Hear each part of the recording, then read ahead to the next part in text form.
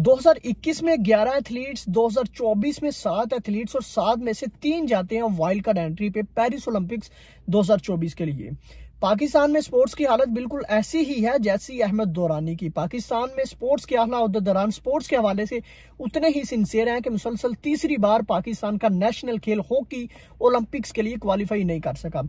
Pakistan hockey की अगर बात करें तो पाकिस्तान हॉकी की टीम वही टीम है जिसने 4 गोल्ड मेडल जीते हुए हैं। पाकिस्तान हॉकी की टीम ने ओलंपिक्स में 3 कांसी के 3 मेडल जबकि 2 दूसरे मेडल जीते हुए हैं। कुल मिलाकर आपके पास 8 हॉकी के मेडल हैं। इसी तरह 2 और मेडल है आपके पास जो एक रेसलिंग में और एक बॉक्सिंग में है। तो दोस्तों पाकिस्तान के एथलीट्स 7 एथलीट्स गए हैं वहां पे ओलंपिक्स में क्वालिफाई करने के लिए। कुल मिलाकर अगर मेंबर्स को मिलाकर मैं आपको बताऊं तो 18 लोग वहां पे गए हैं जिनमें प्लेयर्स भी शामिल हैं। 18 में से 11 आपके स्पोर्ट्स स्टाफ के मेंबर हैं जबकि 7 एथलीट्स हैं। 7 में से 3 का रिजल्ट आ चुका है। वो रिजल्ट क्या है वो भी मैं आपको बताता हूं। और 3 वाइल्ड कार्ड एंट्री पे गए हुए हैं जिनमें अहमद दौरानी आपके, इसी तरह आपकी जहानारा नाबी जो 200 मीटर फ्री स्टाइल स्विमिंग है, इसी तरह आपके एक और जिनमें फाहिका रियाज जो 100 मीटर की स्प्रिंटर है। ये 3 वाइल्ड कार्ड एंट्री पे। और वाइल्ड कार्ड एंट्री क्या होती है ये भी मैं आपको बताऊंगा। ले जी कल से सोशल मीडिया पे अहमद दौरानी के हवाले से काफ़ी पोस्टर लग रही हैं, काफ़ी तनकीद हो रही है कि अहमद दौरानी ने 25 में से 25वीं पोजीशन हासिल की है। यानी 25 लोगों ने पार्टिसिपेट किया तो 25वें नंबर पर वहां पे अहमद दौरानी साहब आए हैं।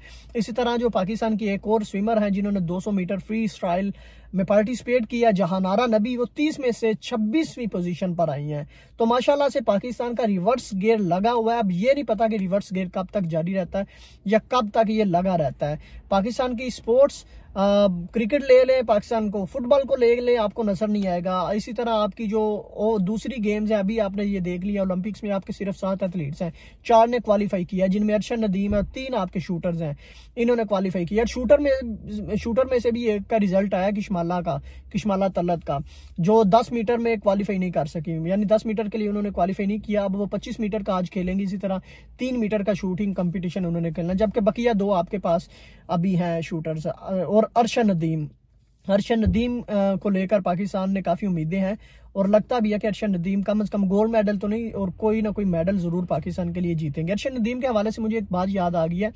वैसे तो पाकिस्तान के पास तो फैसिलिटीज, पाकिस्तान के प्लेयर्स के पास फैसिलिटीज का फुकदान है, इसमें कोई शक नहीं है। ये भी मैं आपको बताऊंगा, कोई प्रिपरेशंस की आपके पास जगह नहीं है, कोई इंटरनेशनल लेवल की आपके पास स्पेस नहीं है, कोई इंटरनेशनल लेवल के आपके पास जिम नहीं है, प्लेयर्स के लिए फैसिलिटीज नहीं है। इसीलिए तो मोस्ट ऑफ दी प्लेयर्स आपके बाहर रहते हैं। अभी अहमद दौरानी की अगर बात करें तो अहमद दौरानी जो मोस्ट ऑफ द टाइम अपना यूएई में गुजारते हैं। अहमद दौरानी कहते हैं कि 18 साल उनकी एज है और 12 साल का उनका एक्सपीरियंस है और 12 साल का एक्सपीरियंस पाकिस्तान के काम नहीं आया।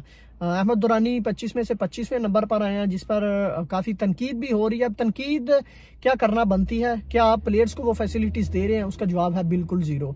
आप प्लेयर्स को फैसिलिटीज़ इस कदर दे रहे हैं कि आपकी नेशनल हॉकी के प्लेयर्स आप अपनी सैलरीज के लिए रोते हैं कि हमें सैलरीज, हमें तनख्वाहें नहीं मिल रही, हमें हमारे जिसे कहते हैं पैसे नहीं मिल रहे। तो ये हालात हैं। तो इसी तरह पाकिस्तान की स्पोर्ट्स फेडरेशन चल रही है, इस पर कोई काम हो नहीं रहा। सारे हालात आपके सामने हैं। 2021 में 11 एथलीट्स गए थे, अब 7 गए हैं और 2025 में या अगले जो एडिशन है उसमें उम्मीद है कि शायद 5 चले जाएं, क्योंकि रिवर्स गियर लगा हुआ है। अब ये फॉरवर्ड गियर कब लगता है इसका कोई पता नहीं है। तो मुझे याद आ गई अरशद नदीम के हवाले से कि नीरज चोपड़ा जिन्होंने लास्ट एडिशन जीता ओलंपिक्स का और उसके बाद वो इंडिया गए हैं, लगभग 1 या 2 बार गए हैं, तब से वो इटली में प्रिपरेशंस कर रहे हैं, यानी वो इंडिया गए ही नहीं है। प्रिपरेशंस अपनी सारी इटली में कर रहे हैं। तमाम की तमाम फैसिलिटीज़ उनको दी जा रही है, इंटरनेशनल स्टैंडर्ड की दी जा रही हैं। उनकी गवर्नमेंट, उनकी फेडरेशन मुकम्मल तौर पर सपोर्ट कर रही है। जबकि हमारे एथलीट्स यहाँ पे रोना रोते हैं कि हमें तो बाकायदा तौर पर जो जिम्स हैं, यानी एक तो इंटरनेशनल लेवल की जिम नहीं है, जो आपके पास फैसिलिटीज़ हैं, जो आपके पास एसेसरी हैं, उनको भी यूज़ करने के लिए आपको बड़ी परमिशन या बहुत सारी इजाज़तें लेनी पड़ती हैं। तो ये हालात हैं।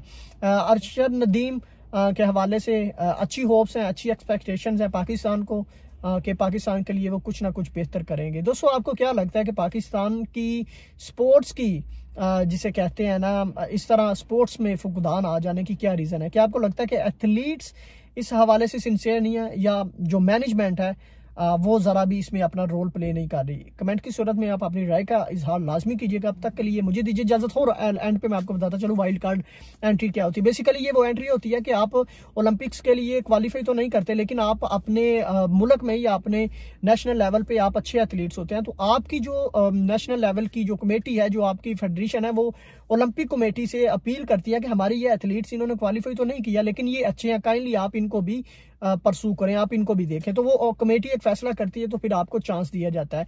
तो इसे बेसिकली कहते हैं कि आप वाइल्ड कार्ड एंट्री पे गए हैं। तो 3 प्लेयर से 7 टोटल थे, जिनमें से 3 का रिजल्ट आ चुका है, 2 तो फारग हो गए हैं, मतलब एक 25 में से 25वें नंबर पर आया, जबकि दूसरी जो जहानारा नाबी है, उन्होंने 30 में से 26वां नंबर हासिल किया। चलें 4 तो है, यानी पीछे से अगर देखें तो पीछे से हम टॉप पे हैं।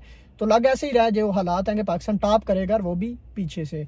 दोस्तों, इस पर आपकी क्या राय है कमेंट की सूरत में लाजमी बताइएगा। मेरी तरफ से इतना ही, इजाजत दीजिए। अल्लाह हाफिज।